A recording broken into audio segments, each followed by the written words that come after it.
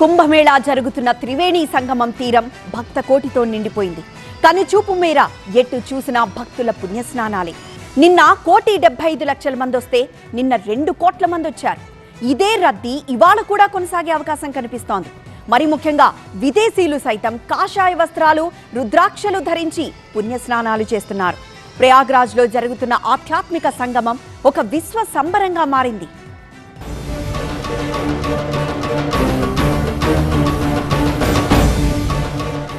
నదీ స్నానం సర్వపాపహరణం అంటోంది హిందూ ధర్మశాస్త్రం. అందులోనూ పరమ పవిత్రమైన గంగా నది, తోడుగా యమున, అంతర్వాహినిగా సరస్వతి ఒకే చోట సంగమించే ప్రదేశంలో నదీ స్నానం ఆచరించడం జన్మ జన్మల పాపాలను హరిస్తుంది అనేది హిందువుల విశ్వాసం.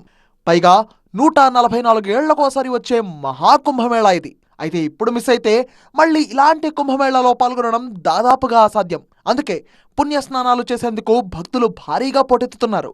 అందులోనూ మకర సంక్రాంతి పుణ్యతిథి కావడంతో వివిధ వర్గాలకు చెందిన 13 అఖాడాలు మహాకుంభమేళకు వచ్చాయి. ఈ అఖాడాలు తెల్లవారుజామున 3 గంటలకు బ్రహ్మముహూర్తంలో అమృత స్నానాలు ప్రారంభించారు. మంగళవారం రోజున ఉదయం 10 గంటలకల్లా 1,38,00,000 మంది స్నానాలు చేసినట్టు లెక్కగట్టారు అధికారులు. మధ్యాహ్నం 12 గంటలకు 1,60,00,000 మందికి పైగా భక్తులు అమృత స్నానాలు ఆచరించినట్టు మహాకుంభమేళా అధికారులు ప్రకటించారు. ఈ లెక్కన రెండో రోజున కనీసం 2 కోట్ల మంది భక్తులు స్నానం ఆచరించి ఉంటారని అంచనా వేస్తున్నారు. దాదాపు 10,000 ఎకరాల కుంభనగర్లో ఎటు చూసినా భక్తజనమే కనిపిస్తున్నారు. సంక్రాంతి తర్వాత వచ్చే పుణ్యతిథి ఫిబ్రవరి 3వ తేదీన వచ్చే వసంత పంచమి. ఆ రోజు కూడా భక్తుల తాకిడి ఎక్కువగా ఉంటుంది. ఇక ప్రత్యేకంగా చెప్పుకోవాల్సింది విదేశీయుల గురించి.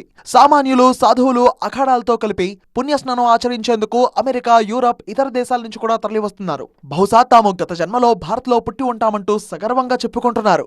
త్రివేణి సంగమంలో పుణ్యస్నానాలు చేయడం తమకు దక్కిన వరమని సంబరపడిపోతున్నారు ఈ ఫారినర్స్.